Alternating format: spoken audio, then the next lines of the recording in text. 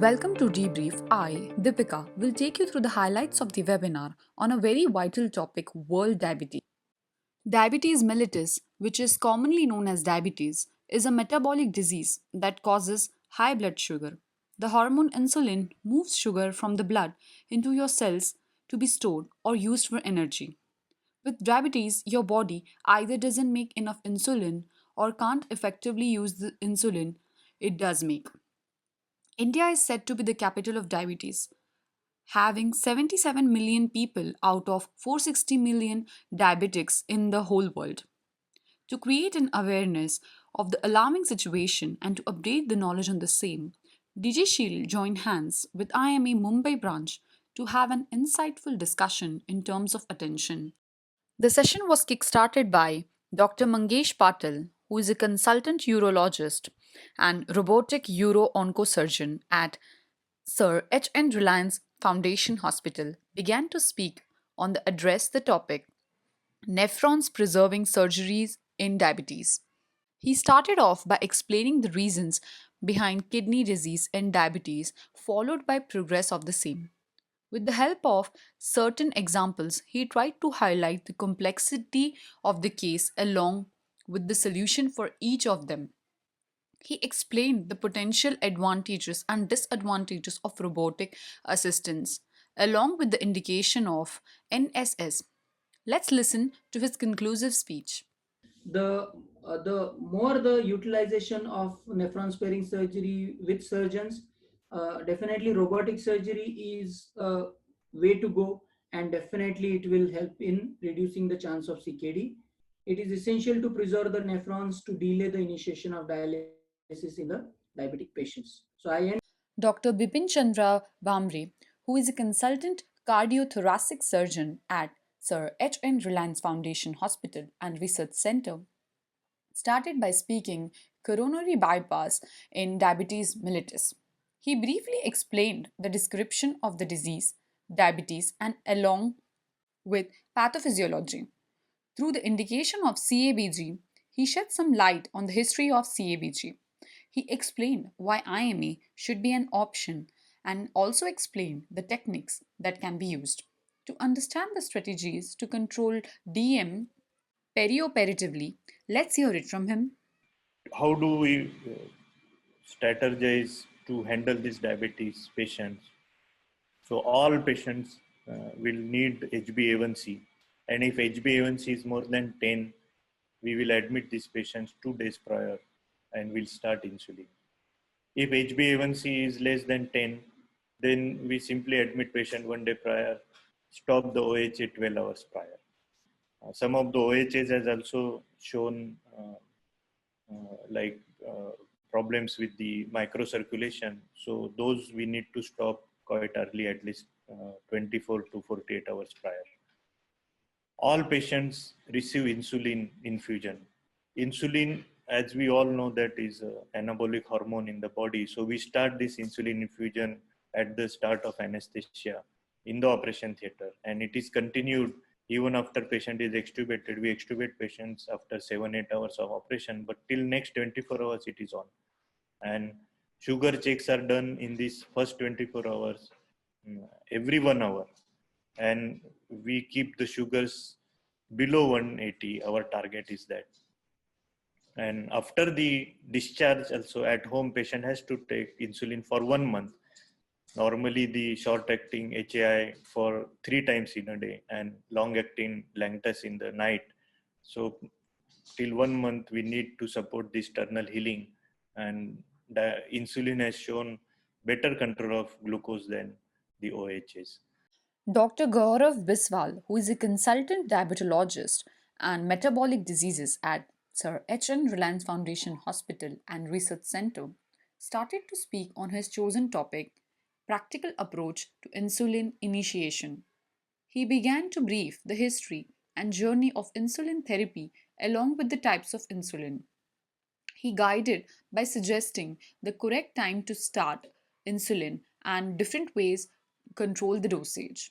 He shared his knowledge of different injection techniques and also the devices which are available to treat the patients. To understand when to start insulin exactly, let's dive into the video. Uh, to give you in a nutshell, the beta cell declines whenever the patient is diagnosed with diabetes. At the time of diagnosis, 50 to 80% of the beta cells are still already inactive. We start with drugs, the oral medication, and within 5 years, the beta cells have declined a significant number. As soon as you reach metformin plus two other agents, let's say you are on a combination of three different agents, and if the patient is still not in control, which means that A1C is not in target, you need to set the target, and the target usually is 6.5 or 7%. And if they're not in target, it's time for insulin. Nowadays in practice, although the guidelines say 3 OHAs, in practice we give 4, sometimes 5 as well, but that's not very ideal. My personal cutoff is usually if you're on 4 OHAs and you're not in control, it's time for an insulin. 5 years onwards is an average time, and by the 15th year of having diabetes, most people will require insulin. Like I said, 50% of beta losses already happens at diagnosis, and yearly another roughly say 5% loss also happens. So if you do a rough calculation, if you do 5 into 50, 50% extra loss happens in 10 years, and 50 is already lost. So by the 10th year, the beta cell is at its trough, very little beta cell masters.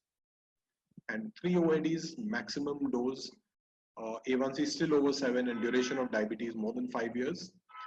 This should give you a rough indication that the patient needs insulin. But by no means this is a protocol. It's not a protocol, it's a guideline. Each patient is very, very different. There are some patients who have taken good care of their lifestyle. They've probably maintained their insulin production, either genetically or through lifestyle. They will probably never require insulin in their whole lives. I have 80, 90-year-old patients who don't require insulin, and they've had diabetes for 30 years. My average patient requires insulin by 10th or 15th year. And there will be some outliers who will require insulin within their first 5 years of diabetes. Probably because they've had an undetected diabetes for more than 5 years before that. Because you may diagnose their diabetes today, but you don't know how long they've had it before if they've never checked it. The webinar ended on the good note when Dr. Rahil Bakshi, who is a consultant diabetologist at Bombay Hospital and Medical Research Center, Mumbai, who began to speak by sharing the knowledge on COVID. He started off by sharing the background leading to the relation between diabetes and severe viral pneumonia.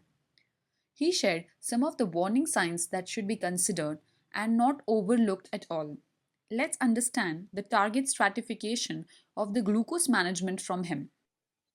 Target stratification of glucose management. So of course, the glucose targets cannot be the same in all our patients with COVID-19. We have to stratify, we have to look at the age, the comorbidities, the condition at that point of time, and then aim for a particular glucose level. I cannot just have, say, aim for a fasting glucose level of 95 to 110 in all my patients. So for mild and moderate, non-elderly COVID-19 patients, stick to strict high control targets, yes. So for mild to moderate elderly or patients who have been on steroids, set up a lower medium control target. And for severe and critically ill patients, elderly patients, or hypoglycemia intolerable patients, very, very important. Hypoglycemia is common in such patients, especially when we give such high doses of insulin. So even subcutaneous insulin, I've ended up giving 100, 110, 120, 150 units per day. Combining a basal and bolus. If I total up the per day dosage, I have gone up to 150. Some patients even 200 units per day. Along with intravenous insulins at some point of time. So it's very important to decide what type of targets we are aiming at, to inform the patient and also inform the treating consultant or the team also that this is what we are trying to do. Because sometimes when the patient sees a single glucose of 300 in the ward, he will get very worried. Already has COVID-19, say has a cardiac issue, the nurse is checking before lunch glucose or evening glucose. Steroid classically causes lunchtime and evening time high glucose. Morning glucose is usually okay. So morning would be 70, 80, 90, 100, at that range. And suddenly before lunch or evening glucose would be 300. So we have to, speak to the patient, work on the dose titration, but patients should be, if you take the patient into confidence, half their problem is over, because the anxiety is very important to be handled. So, we should let them know how the steroid affects the sugars and then, set expectations depending on the comorbidities and other things.